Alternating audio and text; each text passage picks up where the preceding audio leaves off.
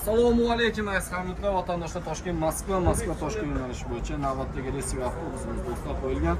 Kimda-kim sifatli reysiy avtobusda ketmoqchi bo'lsa, hozir shart-sharoitlar bilan tushuntirib o'tamiz do'stlar.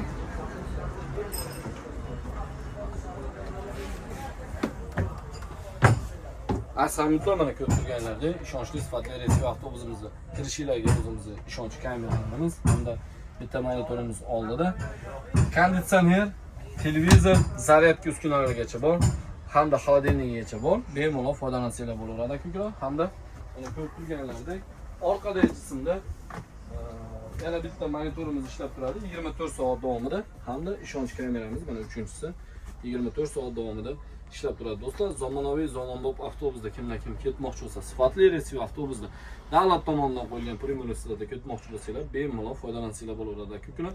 Ko'p aka-ukalarimiz so'rayapti, spalni salon hali beri Moskvaga, Rossiya yo'nalishi bo'yicha qo'yilmagan. Mana foydalanib shunaqa qulay avtobusda ketsanglar, mana 30 gradusgacha o'zimiz sidinalarimiz qayriladi. Mana bir-biriga даже munshat bermaydi.